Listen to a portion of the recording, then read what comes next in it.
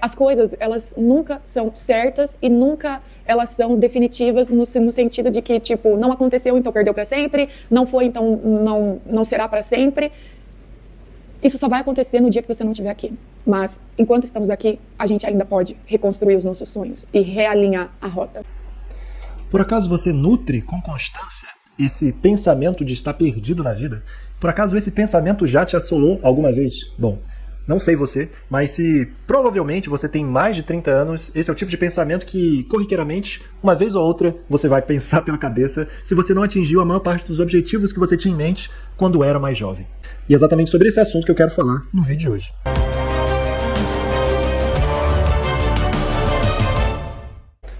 Hoje eu tenho 34 anos, mês que vem faço 35, e é muito comum essa percepção de estagnação, ou talvez de frustração, ou de que as suas escolhas não vingaram tanto quanto você gostaria.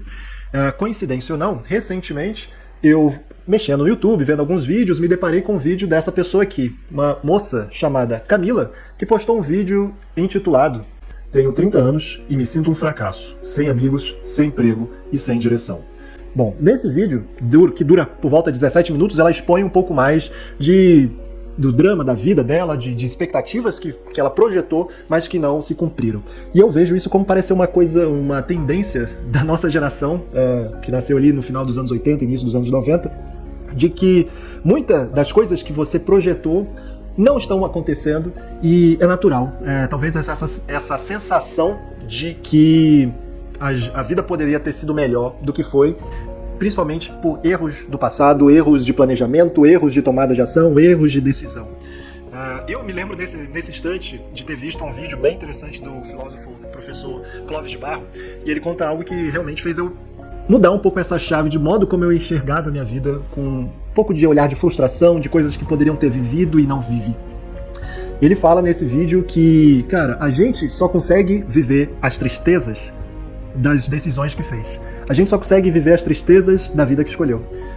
Muito embora eu possa aqui pensar como teria sido minha vida se eu tivesse me escolhido outro curso na graduação, ou se eu tivesse dedicado a estudar outra coisa, ou fazer concurso para outra área, provavelmente, certamente, eu teria frustrações também. Não sei se no final das contas estaria melhor ou pior, mas é o tipo de coisa que a gente não vai saber, principalmente as tristezas, as frustrações e arrependimentos. A gente só vive as tristezas da vida que escolheu.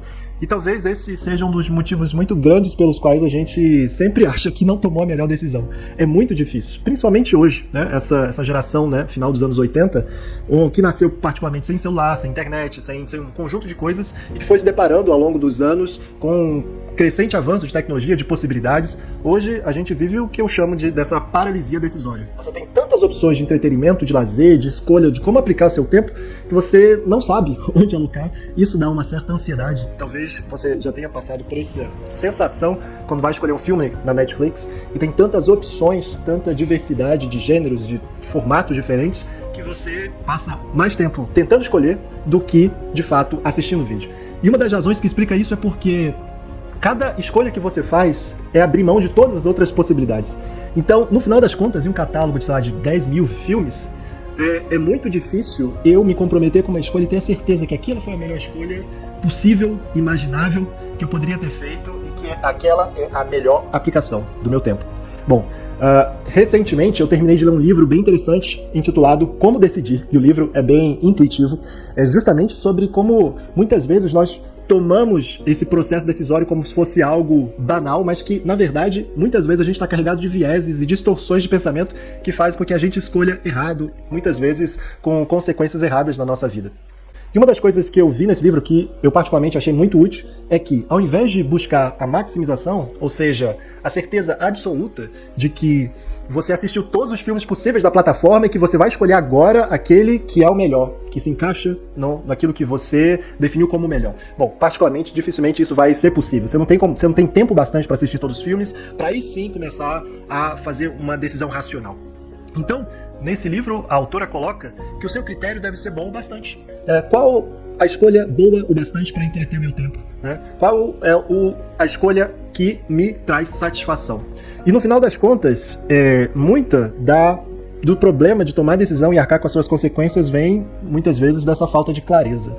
Particularmente, não nos é ensinado, pelo menos, né, no meu meio próximo, não nos é ensinado a gerir o tempo de forma adequada, a fazer planejamentos mais precisos do que você quer alcançar na vida, a estabelecer mini-metas e correr atrás disso. Então, é o tipo de coisa que, à medida que você vai ficando adulto, você tem que correr por conta própria e aprender um conjunto de habilidades que nem sequer são cogitadas na escola, né? A gente passa muito tempo aprendendo sobre o ciclo de reprodução das abelhas, complexo de Golgi, que, por sinal, são coisas importantes, mas deixa escapar muitas coisas que definitivamente você vai usar muito mais na sua vida adulta, como gestão financeira, gestão de tempo, comunicação, habilidades interpessoais e outras habilidades importantes. Então, nesse vídeo de hoje, eu gostaria justamente de trazer talvez esse relato de desabafo e também de saber, né, até que ponto o que eu falo ecoa em você que está vendo esse vídeo, se isso faz sentido. Muito eu vejo dessa sensação e desse sentimento de que você está estagnado na vida, ela vem, na minha percepção, de muitas expectativas que nos são jogadas, né? Principalmente se você cresce hoje em dia vendo muitos vídeos no TikTok, Instagram, e você tem acesso talvez aquele mito de que você precisa ser milionário antes dos 30, que você precisa estar com a vida resolvida, de que você tem que fazer uma trilha do sucesso, né? Formar em uma boa faculdade, escolher um bom curso, fazer um bom concurso, quem sabe abrir uma grande empresa que vai prosperar, casar, ter filhos, e aos 30 e poucos anos você já está financeiramente satisfeito, financeiramente muito bem e pode se dar o luxo de aposentar. Bom, uma coisa que talvez não nos contaram é o fato de que isso talvez seja o relato de 2 ou 3 pessoas fora da curva. Não pode ser o relato de todo mundo, né? É inviável, todo mundo ganhando muito. É preciso de pessoas trabalhando em todos os lugares. Não é possível que toda a sociedade consiga atingir esse mito do sucesso perfeito que muitas vezes nos é vendido nesse cenário popular de livros, filmes, expectativas sociais que nossos pais depositam sobre nós. Então, acho que, na minha percepção, uma das coisas que a gente precisa começar a trabalhar mais talvez seja recalibrar suas expectativas sociais. Não significa dizer que você deve mirar baixo ou que você deve abrir mão dos seus sonhos. Hoje, particularmente, eu sempre tive muitas pretensões, não necessariamente grandiosas, mas de coisas que eu queria aprender. Por exemplo, eu tenho muita vontade de aprender a tocar piano. Aprender a tocar piano e violão. Eu tenho vontade de conhecer alguns lugares e outras coisas. Mas a principal questão é que... Já até perdi o fio da meada. O que eu estava falando mesmo? Como eu estava comentando, é preciso que a gente recalibre essas nossas expectativas e muito do que nos é vendido e que, no final das contas, a gente saiba impor um filtro através do qual a gente consegue selecionar com mais critério aquilo que, de fato, a gente vai buscar. E, bom, uma coisa que eu percebi fazendo faculdade de psicologia, que é uma área que eu estou me encontrando, eu me formei originalmente em relações internacionais, tinha a pretensão de trabalhar na área como diplomata, fiz estágio no Itamaraty, vi que não é muito a minha praia, tive uma certa desilusão, me frustrei com a minha escolha de faculdade durante a faculdade, já perto do final, com o 7º semestre, vi que não era exatamente aquilo que eu buscava, mas decidi finalizar a faculdade e simplesmente me jogar no mundo e seguir essa corrida de ratos, né? Meus pais são servidores, então eu sempre tive uma certa pressão para estudar para concurso e acabei estudando para áreas que não tinham nada a ver com a minha faculdade e muito do tempo, até meus 28 anos, eu passei pensando, poxa, será que é só isso? Será que daqui para os meus 70 anos é isso? É pagar boleto e viver? É ganhar, sei lá, o mínimo satisfatório para viver mais ou menos bem, fazer uma viagem uma vez por ano, e é isso.